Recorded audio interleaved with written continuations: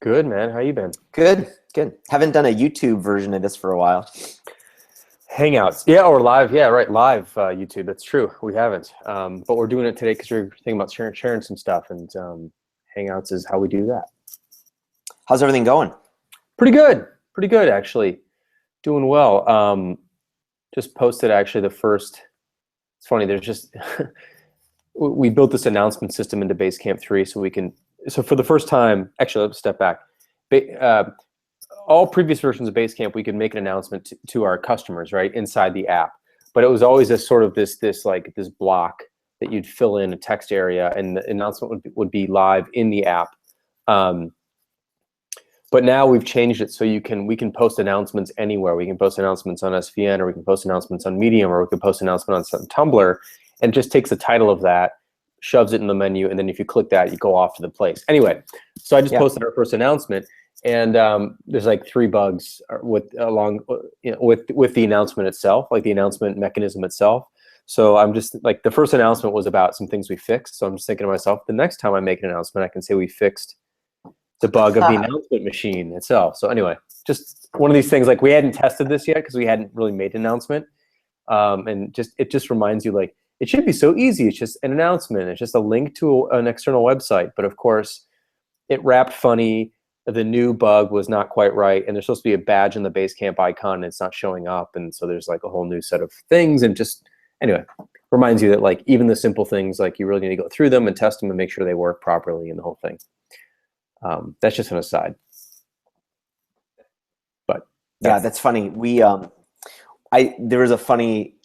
we soft launched our new bulk email tool that we've now named Broadcast in Highrise. We soft launched it last week, Wednesday.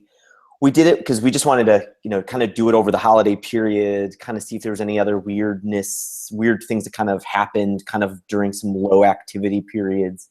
It was funny, someone tweeted me though, there's a blank slate to bulk email. So when you create your first broadcast, there's a link to this help file that kind of goes through some steps about what it is, what it does, what you can do with it. And I accidentally linked to the damn like a local version of the help page. So it was like, it was such a boneheaded rookie move. But yeah, so you'd click on it and you get a 404 or not found error because it was like linking to just a local thing on my computer. It was so dumb. Yeah, that's funny. It's just those little things, like you just don't deal with those because you've got other things to worry about, of course. And then all of a sudden, like, you need to do those things and they're broken. So yeah. Anyway, so we were going to show. Yeah, so that's what's been up. Yeah. Let's take a look at what you've been doing. Yeah. So a couple things. I'll show you. All right. So how do I do this again? I go to. Man, it's been a while. I'm not even. What am I clicking on here? In Hangouts. Screen share. Yeah. Here we go. The green box. Right. All right. Entire screen.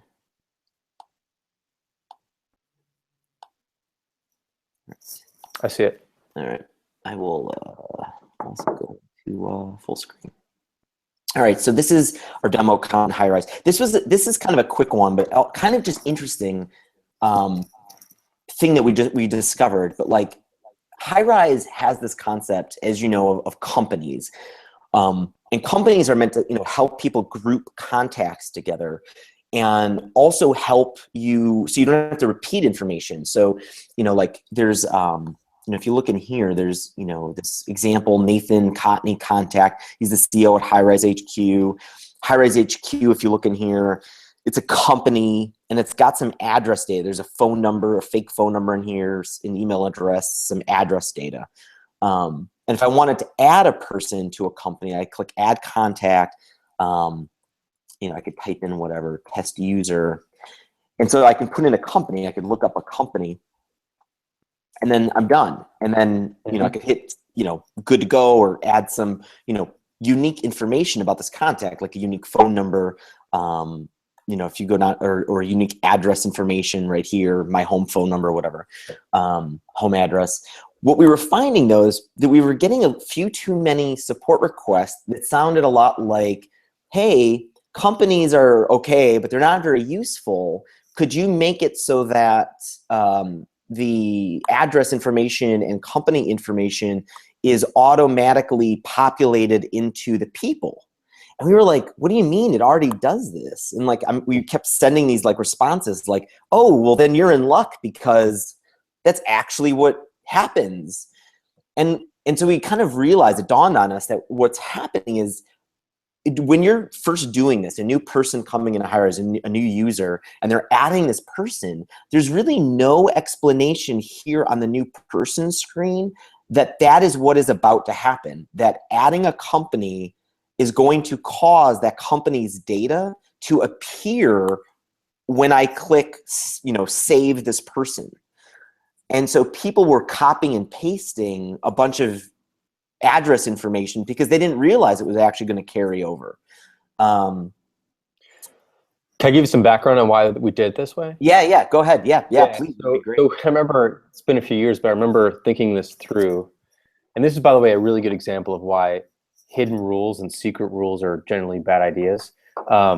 So if you fill out an address here, it'll override the company address. If you don't fill out an address, the company address is used. Is that correct?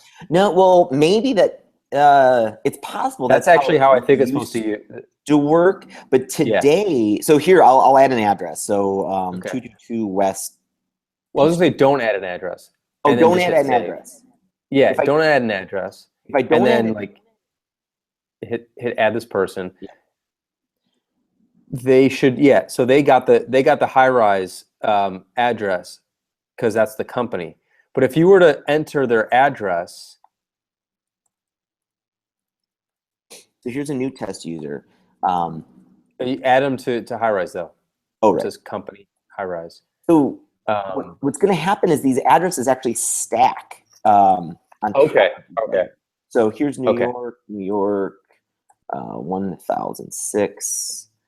I'll add this guy. He's going to get, so he's got a personal info section up at the top, and then the company info is still here at the bottom below it. Yeah. What's the other work one? What is that other one? It's just another, you can have multiple work addresses. So got it. Just, our demo account has a bullshit. Got it. Okay. Yeah. Okay. Never mind then. I had a different thing in mind. I think it may have worked differently way back when. Yeah, it's possible. That's how it used to work. Yeah. So I remember what we were thought of originally was like when we were doing this, we had people, we had some customers who were like, well, we have offices in different locations, so I don't want everybody to get the corporate headquarters address because that's not actually where their work address is. Yeah. So there's something like if you leave the address blank, it just pulled in the company one. If you entered one, it would override it. But yeah, anyway. Whatever. So that's interesting. So the solution. So I feel like our solution may still be able to provide people to kind of hack. If they have that situation, they could still kind of hack around this in a way that they can't do today. So what we're going to do, the design we've got so far, this is just kind of a prototype of it, is basically just give you kind of when you look up the company and when you enter, you hit enter to basically show kind of a read-only version of an address field. We might put, I'm thinking we might put like an explicit label on here that's just a little bit more clear, like, hey, the person will inherit these fields. Just to make it like really clear, like this is what, you're going to get this new address and these new email addresses. And so you don't have to like copy and paste these things into your person. And I can see someone in what you're talking about, like if there are multiple company fields, they would get them here and they could actually then copy and paste the correct one to the person as they're adding them.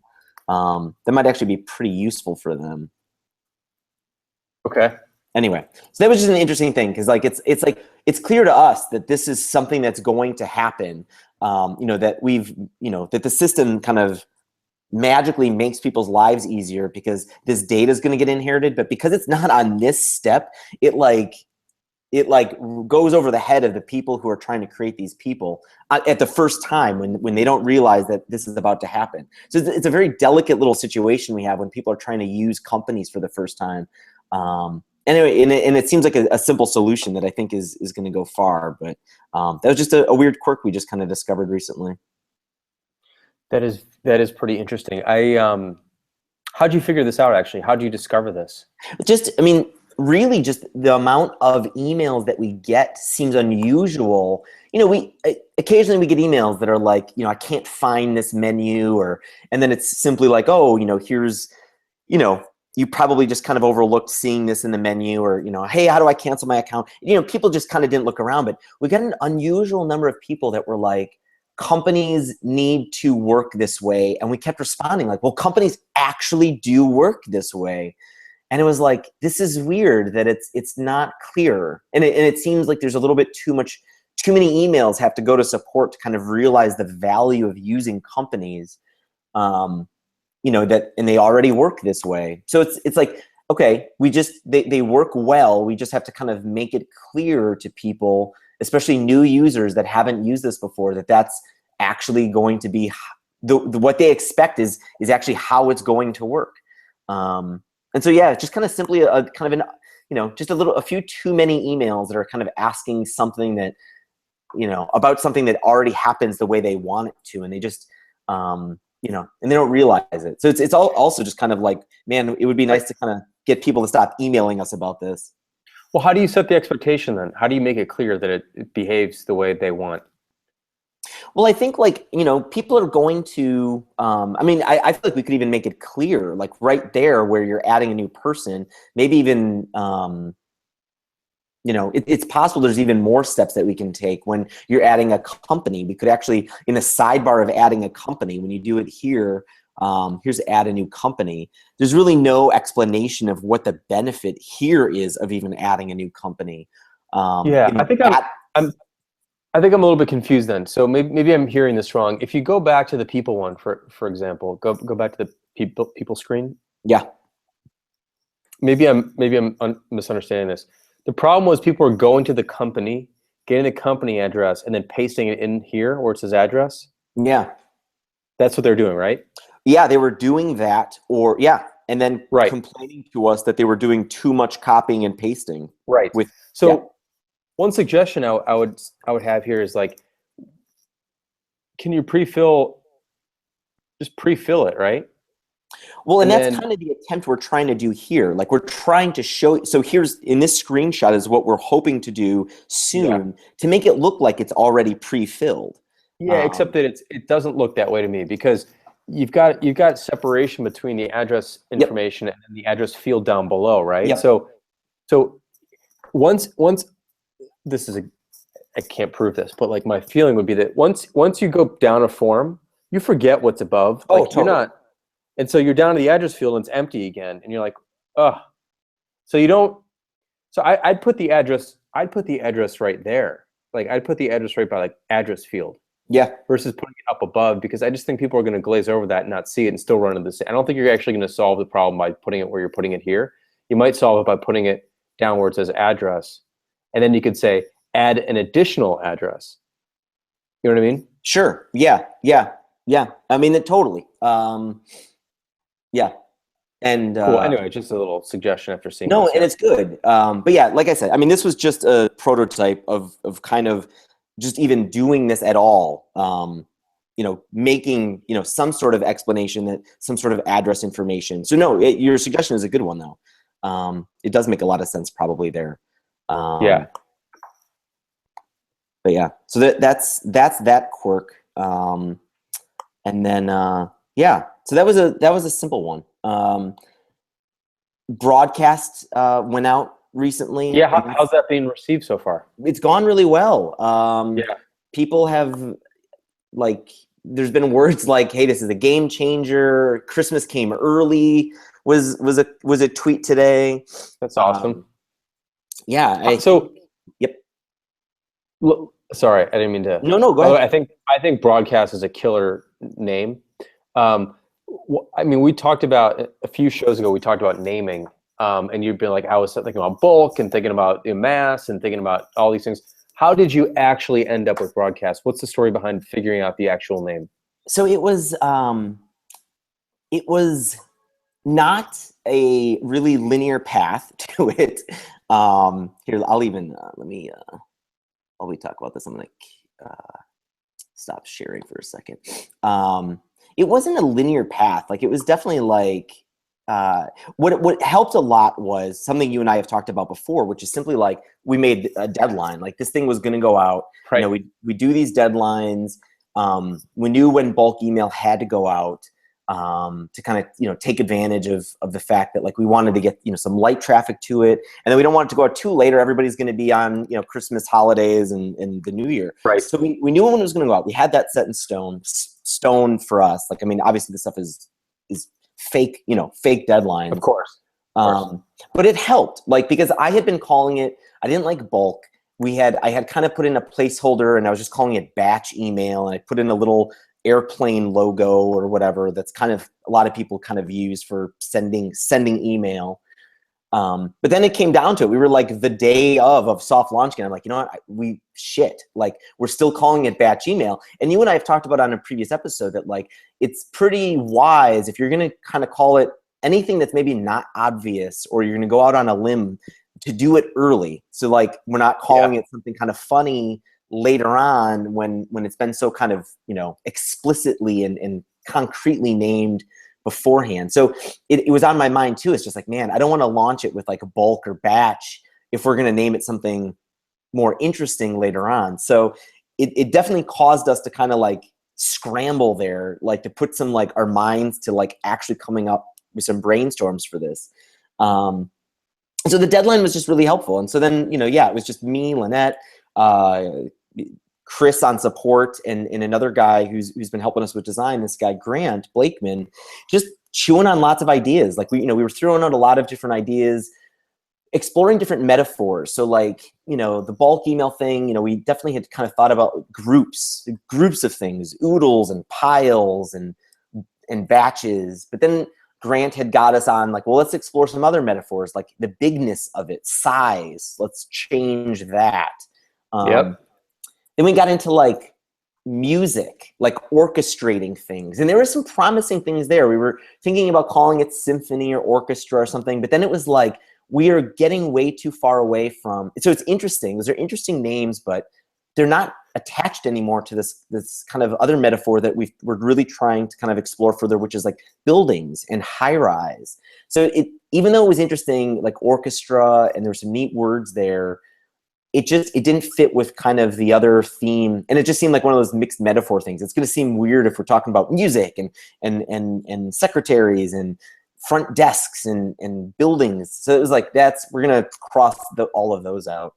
And then it was just like, I don't know. Then we just kept exploring, you know, more synonyms with things about like memos and sending things to multiple people. And then finally, I don't know, broadcast was on the thing, and it really made sense with kind of a concept of like an antenna or broadcasting a signal. And it really fit well with a building. And, you know, when you think about like a skyscraper, especially like the Hancock building, which is kind of, you know, our logo, it sort of makes sense. Like, you're broadcasting. Is there a radio station in the Hancock building? Maybe. There's probably in the Sears Tower. Maybe.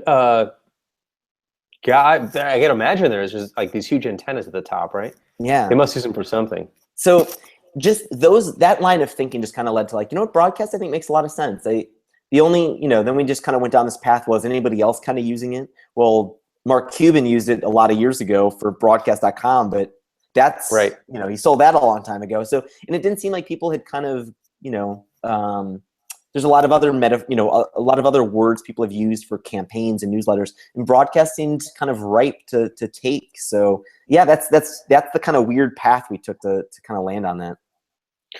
Yeah, I think it's a great name. Thank you. I think it's a great name. The thing I like about it is that it describes what you're doing. You're broadcasting. You know, a broadcast is a sort of it's communication from one to many, and that's exactly what the name of this feature describes. So I think it's a really great name. I love it when the name does hit. Like we've talked before, names don't. Well, this is more of a debate, but like names don't really matter that much in some ways. But when you nail one, I think it feels great.